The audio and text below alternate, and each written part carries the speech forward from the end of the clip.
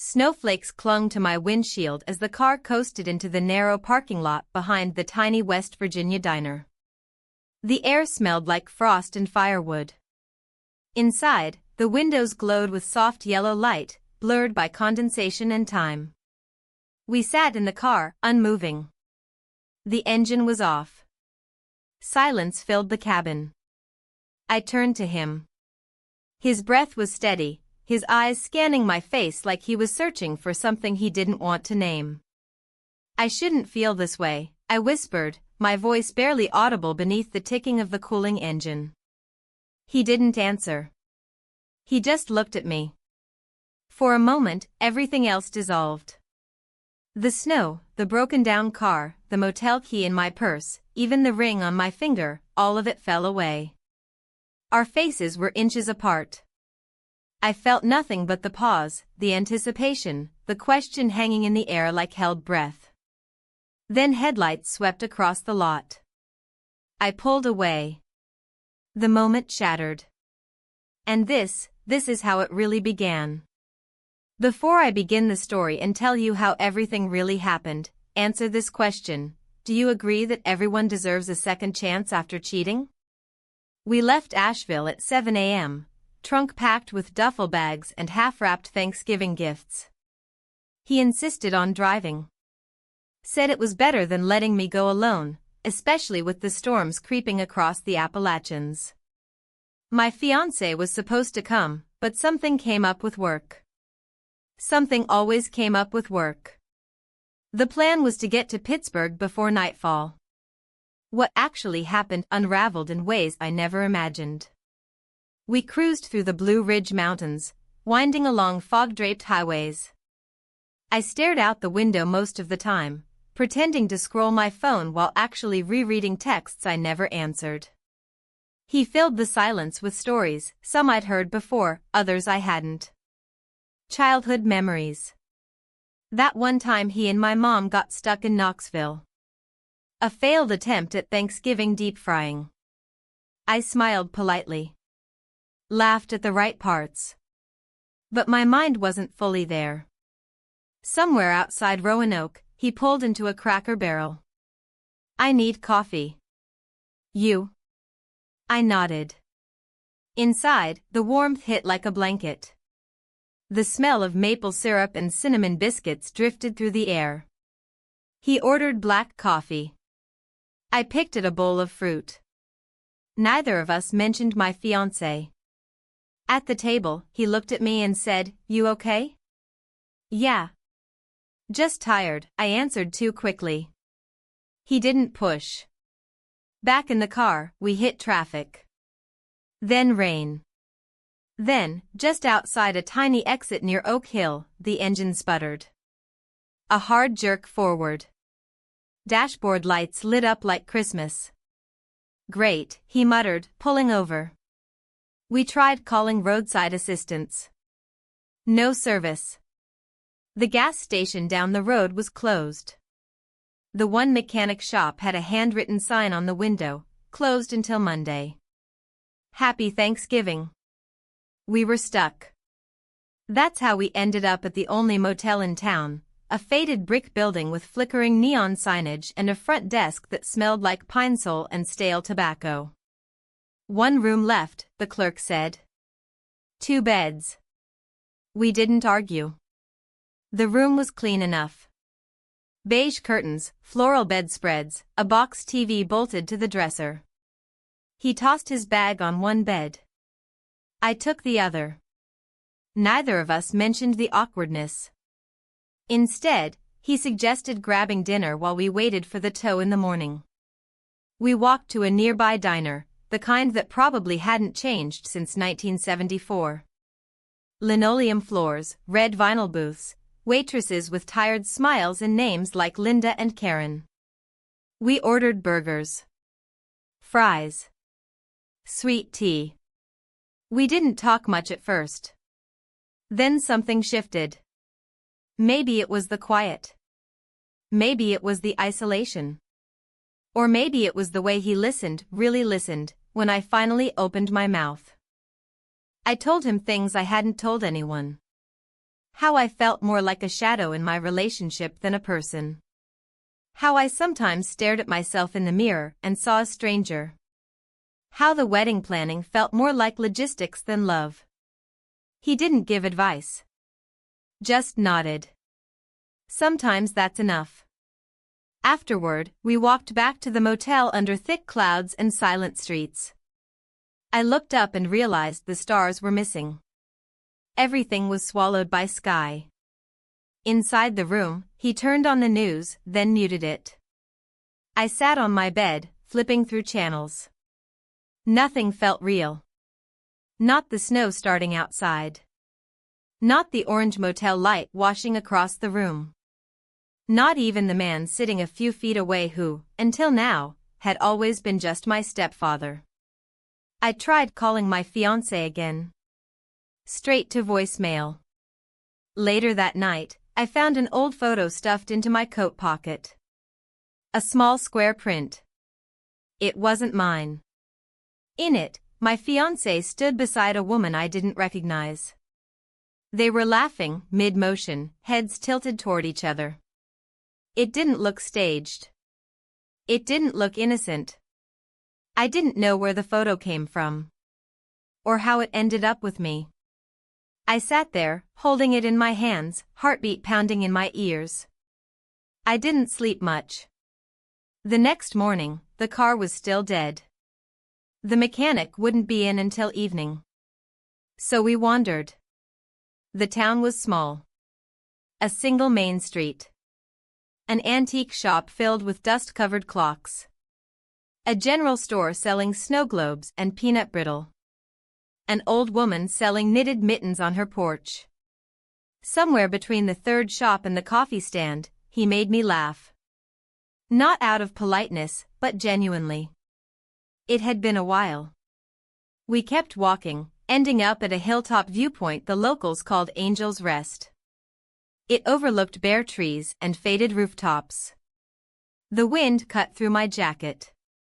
He offered his. I refused. Still, he stayed close. That evening, we sat outside the motel on a creaky wooden bench. The sunset painted everything gold. I said something sarcastic. He chuckled.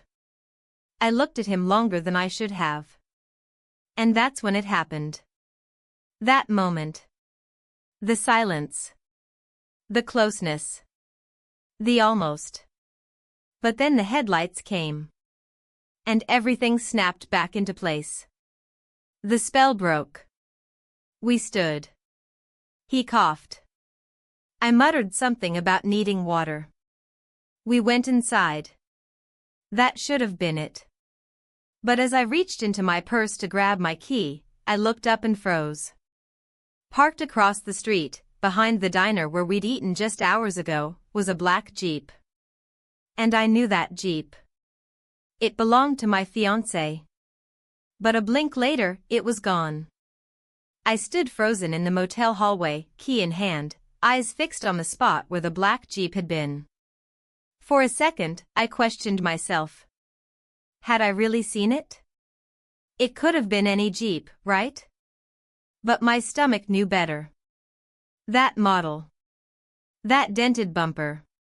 The same off-brand roof rack. I knew that car the way I knew his cologne or the sound of his laugh when he wasn't pretending. I stepped inside and shut the door behind me too fast, locking it out of instinct. My stepfather looked up from his bed, where he was flipping through channels. Nothing in his face said he had seen what I had. I didn't say a word. Just sat on the edge of my bed, still wearing my coat, heart thudding hard enough to hear it.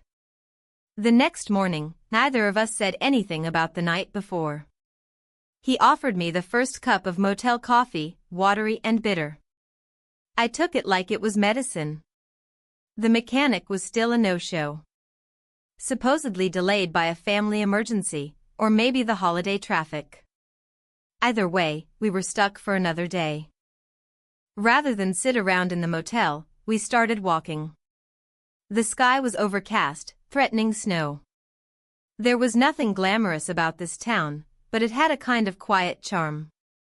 A tiny antique store, its windows lined with dusty glass bottles and rusted license plates, caught our attention. Inside, a small bell rang as we entered, and the woman behind the counter greeted us with a soft smile and a quilt over her knees. I wandered toward a shelf of old postcards. Most were decades old, faded ink and worn edges, scenes from places I'd never been: Santa Fe, Savannah, Big Sur. I found one from Pittsburgh, dated 1973. Someone had scribbled a single line on the back: "Wish you were someone else." I tucked it back into the rack. He called me over to a display of vintage cameras. "Remember that one?" he asked, pointing to a yellow Kodak disposable. I did. A family vacation to Hilton Head. I'd been 13. I remembered snapping pictures until the roll ran out and then hiding the camera in my suitcase because I thought the photos would be too embarrassing to show anyone. We left the shop with a bag of saltwater taffy and a cast iron bottle opener shaped like a trout. He insisted on buying both. The fairgrounds were just a few blocks away, set up for the local autumn festival. Despite the cold, booths were still open. A row of food trucks sat near the edge, piping out smells of kettle corn and chile. In the center was a makeshift ring toss game, manned by a college-aged kid in a puffy jacket and fingerless gloves. I didn't want to play, but he insisted. He missed 3 rings, then got one right. A small crowd clapped politely. The prize was a tiny plush bear, stitched together with mismatched patches. He handed it to me like a joke, and I laughed harder than I should have. For a second, it felt like I was just another person on a spontaneous trip, not a woman in a quiet unraveling. We wandered to a small overlook above the town. The wind had picked up, and clouds moved fast, casting shadows over the rooftops. I could see the entire main street from up there. I leaned on the wooden rail, hugging my coat tighter.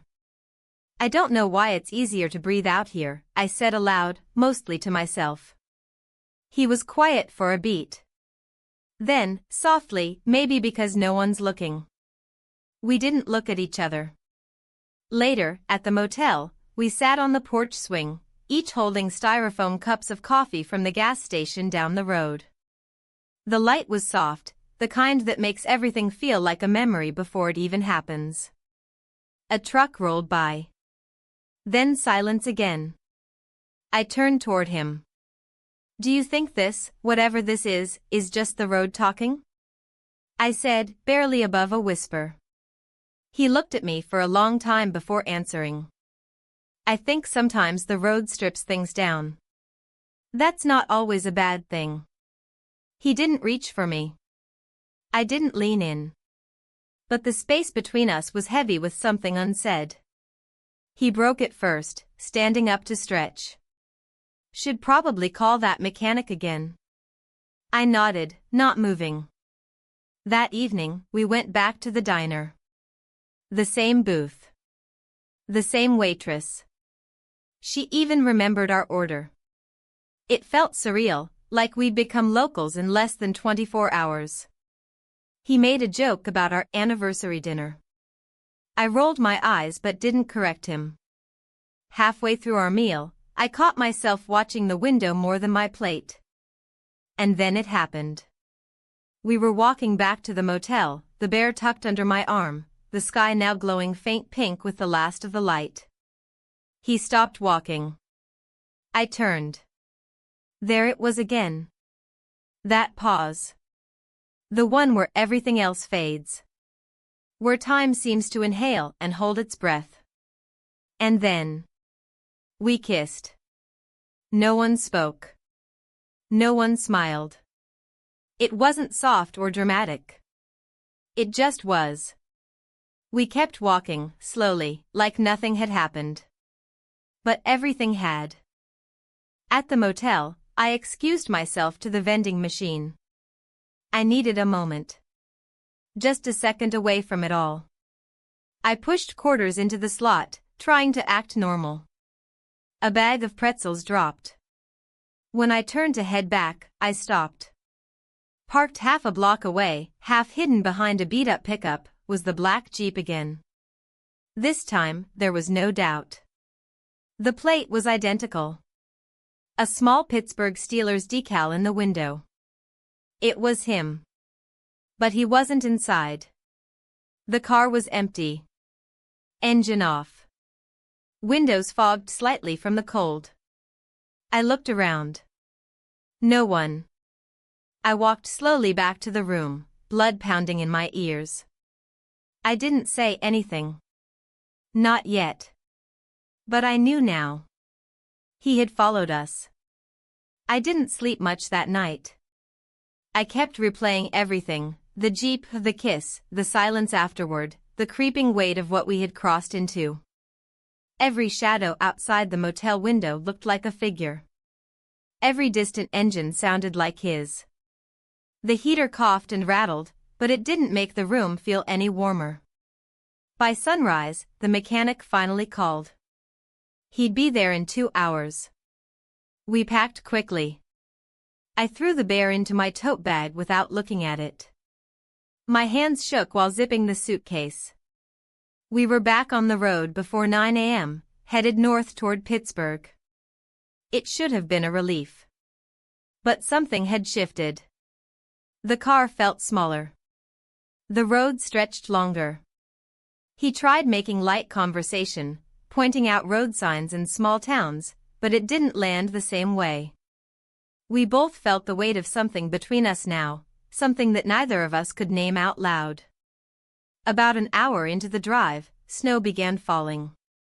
At first, it was just a few stray flakes drifting across the windshield, but within 10 minutes it became heavier. We slowed down, the wipers swiping rhythmically. Radio static came and went. Cell service was patchy. A highway advisory sign warned of incoming storms. We detoured onto a rural road, hoping to avoid the worst of it. Trees lined both sides, bare and skeletal. Farms blurred past, their fields frosted over. The silence inside the SUV returned, thick, pressurized.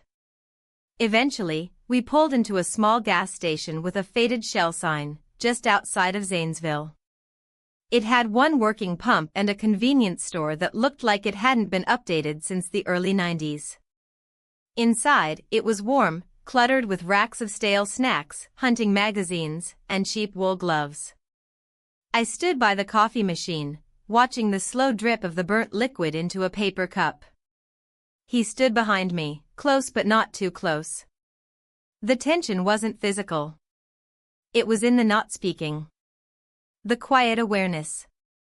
The mutual avoidance. At the counter, he bought a snow scraper and handed me a packet of hand warmers. I took them without a word. Back in the car, we drove for another hour before stopping again, this time at a roadside diner nestled between two exits. The place was nearly empty, playing Christmas music from old speakers. A fake tree blinked slowly in the corner. We ordered soup and grilled cheese, but neither of us touched much of it. He looked out the window. "It's not supposed to snow like this in November," he said. I nodded.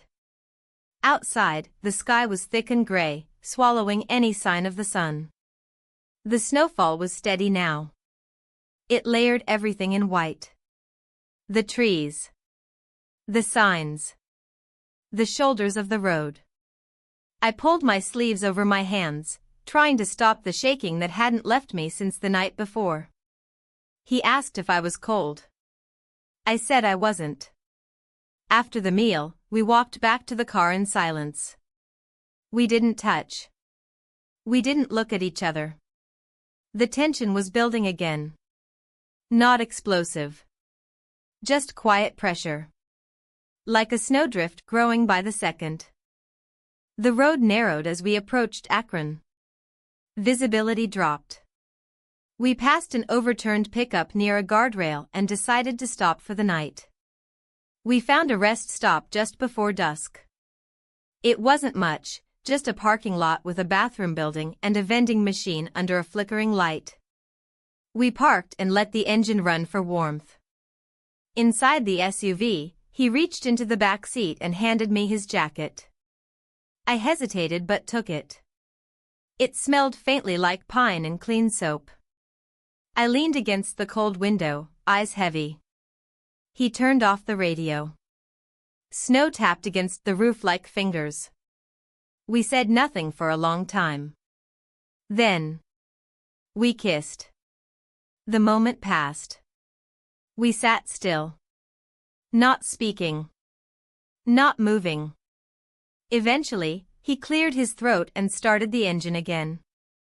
The heater hummed to life. I stared at the dashboard, focusing on the glowing numbers instead of what had just happened. I whispered, "This can't happen again." He said nothing. We drove on. The storm worsened, so we pulled into a budget motel on the outskirts of a small town. The lobby was dimly lit, with artificial plants and a vending machine humming in the corner. We booked 2 rooms this time. Side by side. Separate doors. Separate beds. I stood in my room alone for a while, coat still on, suitcase unopened. I thought of my fiancé. His voice. The way he always answered the phone with a quiet, distracted hey. The way he hadn't called back once since we left. I checked my phone. Still no signal. I tried the motel phone. Just static. Eventually, I laid on the bed and stared at the ceiling. The ticking of the clock on the wall matched the pounding in my chest. I couldn't tell if I was waiting for him to knock, or terrified that he might. But he didn't. The next morning, we drove again in silence. Bare trees flew by like a flipbook of the same image. The storm had calmed. The sky was pale. He finally spoke. "If this is too much, if you want to go the rest of the way alone, I'll find a way back." I didn't answer right away. I just looked out the window and said, "If you leave now, it'll be the only thing I'll think about for the next 100 miles. He didn't say anything else. We stopped at a lookout point just before entering the city. There was nothing there but an icy trail, a view of the river below, and a scattering of frozen leaves. He stood a few steps away from me, watching the horizon. I wanted to ask if he regretted anything. But before I could speak, I felt it. That sense again. Of being watched. I turned slowly, scanning the lot. Parked at the far end was the same black Jeep. This time, the driver's door was ajar. And a gas station receipt fluttered under the wiper. The timestamp was from 20 minutes earlier. The city listed wasn't far. I walked closer, heart thudding louder with every step. He followed behind me, quietly. I stopped beside the Jeep. The engine was off. There was no one inside. But on the passenger seat sat the plush bear. The one from the ring toss. The one I thought was in my bag. I stared at the plush bear in the passenger seat of the Jeep, heart pounding against my ribs like it was trying to escape. My tote bag was still zipped shut in the back seat of our SUV. I hadn't opened it since we left the motel. I knew, without checking, that the bear wouldn't be there anymore. He stepped beside me, his breath visible in the cold air, but he didn't say a word. I didn't either. There was nothing to say. Whoever had placed the bear here wanted us to see it. That wasn't a mistake. That was intention. That was a message. I turned and walked back to our car. He followed. We got in and started driving, leaving the overlook behind. The city signs began to appear, Pittsburgh, 34 miles. The roads were cleaner now, the snow thinner, but inside the car, the tension had grown so thick it felt like another storm. We didn't speak. The plan was to stay at a small mountain lodge just outside the city for one more night before arriving at the house. It had seemed like a good idea a few days ago, an easy, scenic pause before family chaos. Now, it felt like the safest possible distance from everything. The lodge sat nestled in tall trees, roof heavy with snow, warm light glowing through thick paned windows. It was quiet, remote, and almost too perfect. We checked in with little eye contact, just polite smiles for the woman at the front desk. The room had 2 twin beds, an electric fireplace, and a view of a frozen lake just beyond the trees. We dropped our bags and sat in silence. The snow had started again, soft and steady, brushing against the windows like whispers. Around 6, the power went out. First the lights. Then the heat. Then the flicker of the TV screen vanished into black. The silence felt colder now. Real. A knock came on the door minutes later. The receptionist with a flashlight and a laminated sheet. Backup generators down. We're sorry for the inconvenience. We have extra blankets at the front. We nodded. He offered to grab some. I stayed behind, pacing the room with my coat on. When he returned, I was already sitting on my bed, arms crossed tight. He handed me a blanket, then moved to his bed, dropping the extra on it. The air inside the room dropped fast. You could see your breath. I tried to fall asleep early, fully clothed, jacket zipped, hat still on. But the cold kept waking me. Sometime past midnight, I heard him shivering. A quiet, involuntary sound in the dark. I sat up. His bed was directly under the window. The draft was worse on that side. I looked toward him, saw the outline of his body turned away, arms wrapped around himself. I whispered, "Are you freezing?" He didn't answer. I got up. Walked to his bed. We spent night together.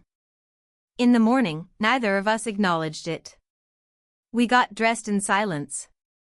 The heat returned sometime before dawn, the hum of the furnace kicking back in like a breath being held too long. We left the lodge just after 8. The drive into the city was quiet. No music, no conversation. Just traffic and slush and exhaust fumes on the windshield. The skyline of Pittsburgh came into view like a reminder of everything we had been trying to avoid. As we crossed into familiar neighborhoods, I saw him grip the wheel tighter. His face didn't show much, but I could feel the change. I felt it in my chest too. The house sat at the end of a cul-de-sac lined with trimmed hedges and cars belonging to a family already gathering. Through the windows, I could see shadows moving, coats being taken off, children running, someone carrying pies. He parked but didn't turn off the engine. We sat in the running car, staring ahead. Finally, he spoke. "Once we walk in, this goes back to how it was." I nodded. I know. Neither of us looked at the other. We got out and walked to the door. The second it opened, the noise swallowed us, voices, laughter, footsteps, greetings. The living room was a blend of warm colors and familiar chaos. Someone was already carving a turkey, and the smell of cinnamon rolls filled the hallway. We separated naturally. He went to speak with his wife. I was pulled into a conversation with an aunt about travel delays and airport meltdowns. I smiled. I nodded. I answered questions. I laughed in the right places. No one knew. No one suspected. Hours passed like a blur of casseroles and polite laughter. When I glanced across the room, he was already watching me. I looked away. And then, near dessert, the doorbell rang again. He entered like nothing had happened. My fiancé. He greeted everyone with warmth, holding a pie in one hand and a bottle of wine in the other. People cheered his arrival, made jokes about workaholics and poor timing. He came straight to me and kissed my cheek. "Missed me," he whispered into my hair. I couldn't speak. The rest of the evening twisted into something surreal. He was overly affectionate, touching my back, brushing my arm, pouring my wine. His smile was locked in place. He greeted my stepfather like an old friend, clasping his shoulder, laughing too loudly at his jokes. Every interaction felt off by a degree. Everything was just a little too perfect. Too polished. Later, he suggested we go for drinks. Just the two of us. Get away for a bit. Reconnect, he said, smiling. I hesitated. But said yes. We drove downtown, into the glowing blur of lights and decorated storefronts. He found a rooftop bar I didn't recognize. We sat in a corner booth, city lights stretching out behind us. He ordered my drink before I could speak. Then he leaned in and said, calmly, "So, how was the road trip?" I didn't answer. He continued, "Cracker Barrel in Roanoke. That antique store in Oak Hill. The bear you won at the fair. The lodge in the woods. Cozy, huh?" I went cold. He smiled, sipped his drink, then tapped the rim of his glass against mine. "To loyalty." I stared at him. He leaned back, watching my face like he was waiting for something to crack. Back at the house, we walked in through the back entrance. The family was still chatting in the living room, distant and unaware. We stopped in the hallway. He looked at me, then reached into his coat pocket. He pulled out a velvet ring box and opened it. It was empty. He didn't wait for a reaction. He just stood there, holding the empty velvet box like it meant nothing. Then he slipped it back into his pocket and walked away, down the hallway, toward the living room, where laughter and clinking glasses masked everything cracking under the surface. I stood frozen. The hallway light hummed above me, flickering faintly, washing the pale walls in a yellow that made everything feel more artificial. I heard my mother call out my name from the kitchen, but her voice felt far away, muffled, like I was underwater. I turned and walked upstairs. I closed the door behind me, pressing my back against it. I hadn't taken a deep breath in what felt like days. The air in the guest bedroom smelled like laundry detergent and cinnamon. The bed was made. A folded sweater lay on the chair, one I'd left there weeks ago during a visit. I sat down, opened my bag, and pulled out the tote. The bear was gone, of course. I already knew that. But I checked anyway. Emptiness confirmed the truth twice. Dinner was still going on downstairs. I could hear the clatter of dishes being carried to the sink, the muffled sound of someone retelling a familiar family story. A toast followed. Applause. More laughter. All of it sounded like another language. He'd followed us. He'd tracked us. He'd watched us. And I had no idea what he was going to do next. At some point, I must have dozed off, because the next sound I registered was a gentle knock on the door. I didn't answer. A few seconds later, the door opened slightly. My stepfather stepped inside, carrying 2 mugs of something warm. He looked tired, like he hadn't slept either. "I figured you could use this," he said quietly. I nodded. He set one of the mugs on the nightstand and sat in the chair across the room, avoiding eye contact. Neither of us spoke. Not right away. The silence didn't feel awkward anymore, just heavy. After a while, he said, "Did he say anything?" I shook my head. He didn't need to. He looked out the window. The snow had started again, painting the backyard in thick white layers. Somewhere out there, buried under the surface of normalcy, was the version of my life that had existed just days ago. We sat like that for a long time. I didn't drink the cocoa. Neither did he. It was just something to hold.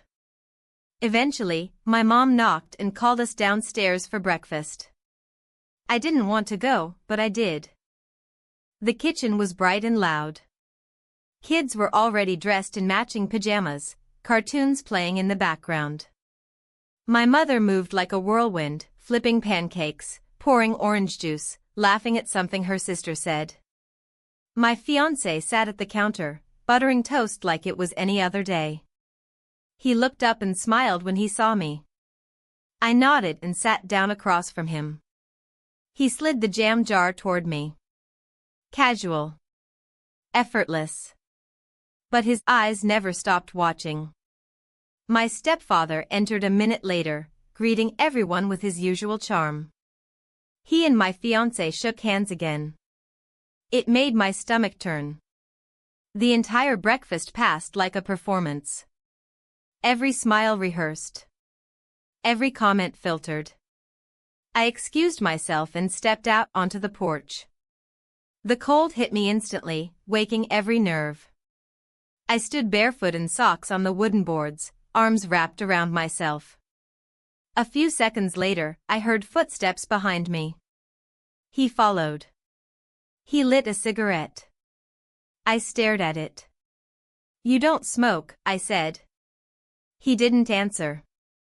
"I quit 2 years ago," he finally said, exhaling slowly. Today didn't feel like a day to care. I looked at him. He looked straight ahead. "You're not who I thought," he said flatly. The words landed hard, but they didn't surprise me. "I didn't plan any of this," I said quietly. He laughed once. Short and dry. "No one ever does." He dropped the cigarette into the snow and went back inside. My stepfather stepped out a minute later. He didn't say anything. He just stood beside me, looking out over the snowy backyard. The quiet between us wasn't uncomfortable, it was shared. We left the house an hour later. I needed space. My mom, ever understanding and distracted by guests, suggested I take a break. She mentioned the cabin. Said I could use a reset. Clear my head. He offered to drive me. No one questioned it. We packed quickly. I didn't bring much, just a bag of clothes, a few books, my journal. As we pulled out of the driveway, I caught a glimpse of my fiancé standing in the living room window, holding a cup of coffee, face unreadable. He didn't wave. Neither did I. The drive out of the city was quiet. A thin fog had rolled in, covering the roads in a silver mist. Trees blurred past. I didn't ask where we were going. I already knew. The cabin was about 40 minutes away, just over the county line, tucked near a frozen creek and a pine-covered trail. It had belonged to his uncle, passed down to him years ago. It was small, just 2 rooms and a fireplace, but it always smelled like cedar and pine and safety. We arrived just before dusk. The driveway was covered in a thin layer of ice, crunching beneath the tires. He parked and turned off the engine. Inside, everything was exactly as I remembered. The walls were lined with shelves of old books, a plaid blanket thrown over the worn leather couch, a kettle already set on the stove. It looked untouched by time. He carried in the bags. I lit the fireplace. We didn't speak much. By the time the fire was going strong, night had settled. I sat on the floor beside it, watching the flames flicker. He handed me a cup of coffee and sat nearby, cross-legged, staring into the fire like it might tell him what to do next. We talked. For the first time in days, we actually talked. About choices. About guilt. About how we ended up here, not just physically, but emotionally. He said, "You don't have to become someone else to start over." I looked at him, unsure how to answer. Then I stood, walked toward the hallway, and paused in the doorway to the bedroom. "Stay," I said, "just until I fall asleep." He stood. And closed the door behind him. Without entering. I didn't sleep that night. Not really.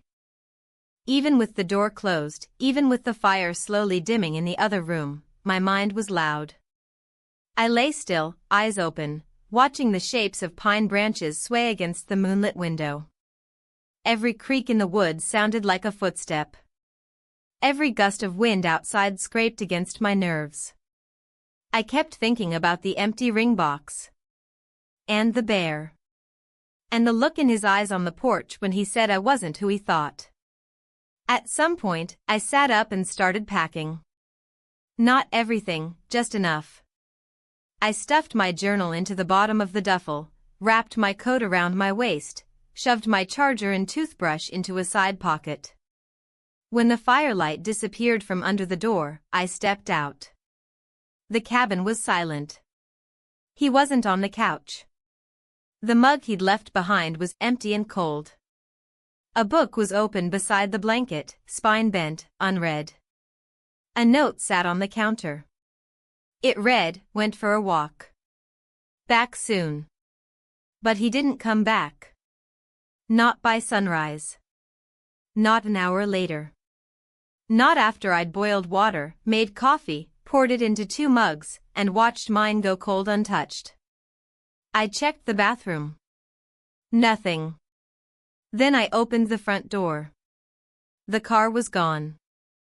There weren't many places to go out here, just a winding road, some trailheads, a closed ranger station.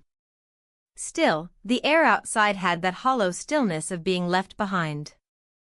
The snow on the driveway was fresh. No footprints. Just tire tracks. He hadn't walked anywhere. He'd driven off. And taken everything with him. At first, I thought maybe it was temporary. Maybe he was getting groceries. Maybe he was giving me space. Maybe he just needed a minute.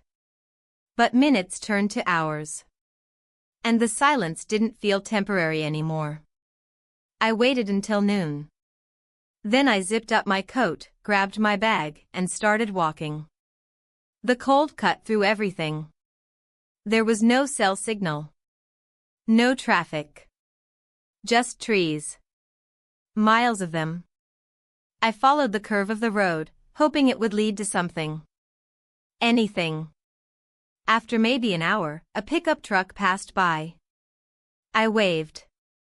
It slowed. The driver, a man maybe in his 60s, rolled down his window. He looked surprised to see someone walking alone. Need a ride? I nodded, breath visible in front of me. He didn't ask questions.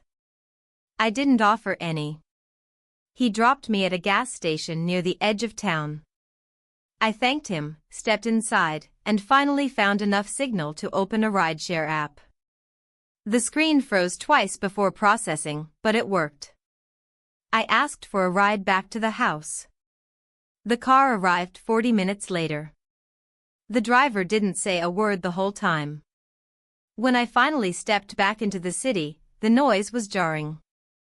Horns, buses, people walking with purpose. It felt like a different world after the cold quiet of the cabin. The ride took me through familiar streets, past the bakery where I used to buy scones on Sundays, the bookstore with the green awning, the bus stop where he once waited in the rain just to surprise me. None of it looked the same anymore. When we pulled into the driveway, the house was still. No cars. No movement. I got out slowly. The front door was unlocked. Inside, the living room was empty. The lights were off. The fireplace was cold. I dropped my bag in the hallway and stepped into the kitchen. No sign of anyone. No sound from upstairs. Then I saw the envelope. It was resting on the center of the dining table. Plain. My name on the front in his handwriting. No message. No decoration. I sat down and opened it. Inside was a single photograph. A Polaroid. The same one from the fair, the ring toss booth in the background, my face turned to the side, laughing, the bear tucked under my arm. He must have taken it when I wasn't looking. On the back, nothing. No words. Just the image. I held it in my hands, fingers trembling. Something in me cracked. I sat there for a long time, elbows on the table, forehead pressed to the wood. Breathing. Counting seconds. At some point, there was a knock. I stood slowly, walked to the door, opened it. It was a delivery man. He held out a box, long and narrow. Package for you. I signed without speaking. Back inside, I opened the lid. Inside was a hardcover book. Worn, aged, pages slightly yellowed. The title was familiar, the first book he ever gave me. Years ago. Before anything. A novel we used to pass between us, chapter by chapter, on summer road trips. I opened the cover. He'd written something inside. A single line. In another life, without maps. Nothing else. I sat down, holding it close to my chest. I didn't cry. I just sat. And then I heard it. A key. Sliding into the front door. Turning. I looked up. And everything stopped. The sound of the key turning in the front door sent a full-body stillness through me. I didn't breathe. Didn't move. For a moment, it felt like time itself hesitated, unsure of what came next. The door opened slowly, creaking just slightly, and then my mother stepped inside. She was holding a brown grocery bag against her chest, keys dangling from her hand, snow still in her hair. She blinked when she saw me sitting at the table. "Oh," she said, surprised. "You're back." I nodded, the tightness in my chest only beginning to ease. My fingers were still gripping the edges of the open book like it might keep me from unraveling. She set the groceries down on the counter, brushing snow off her coat, moving through the kitchen as if nothing in the world had shifted. As if there hadn't been any cracks in the foundation at all. "I thought you were still at the cabin," she said. "He told me you needed space." "He left," I said quietly. She paused for a beat. Then nodded. "He told me that too." I looked up. Her face didn't show anything unusual. No confusion. No suspicion.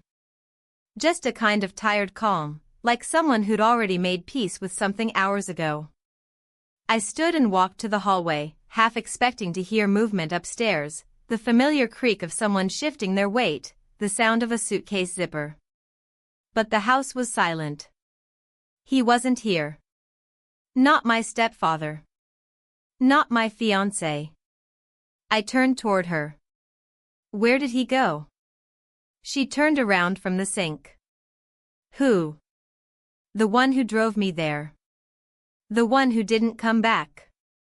She tilted her head slightly, like she wasn't sure whether to answer or not. "He said he was going to give you space. That you needed time to decide things for yourself. He took the car." "I know. He left the other keys." The air between us filled with something unspoken. I walked back into the dining room. The Polaroid was still there on the table. The one from the fair, where I was laughing and unaware, frozen in a moment I couldn't undo. I picked it up and slid it back into the envelope. Then into the book. Then I closed the cover and left it where it had been found. My mother didn't ask anything more. That evening, I sat alone in the living room while she cooked. The television played quietly in the background, some holiday movie I couldn't follow. Outside, the snow was falling again, soft and slow, turning the street into something clean and unfamiliar. The doorbell rang just before dinner. It wasn't him. It was a delivery. Again. This time, a small square box. No return address. Just my name, again, written in clean block letters. I brought it inside, set it on the coffee table, and stared at it for a long time before opening it. Inside was the plush bear. The one from the ring toss. The one I had last seen in the passenger seat of the Jeep. Folded beneath it was a gas station receipt. Same timestamp. Same town. Same date we saw it. There was no note. Just the bear. And a single photo tucked beneath the paper. It was the two of us. Taken at the diner in Oak Hill. The window behind us showed the snow falling. He was mid-laugh. I was looking at him, not the camera. There was a plate of half-eaten pie between us. It was printed on thick paper. The kind you could only get from a local print shop. I turned the photo over. On the back, in familiar handwriting. You looked happy. I sat there, silent, for what felt like hours. It was late when I heard footsteps on the porch again. This time, they were heavier. Slower. Measured. I didn't move. The door didn't open. Instead, I heard the soft clink of something being slid into the mailbox. Then the sound of footsteps retreating. Then a car engine starting. I stood, walked to the front door, opened it slowly. The air was colder now. In the mailbox was a small sealed envelope. Inside. Nothing. Just a slip of paper with a single sentence. You never said goodbye. I looked up and down the street, but it was empty. No headlights. No taillights. Just snow. And silence. And the unbearable weight of everything left unsaid.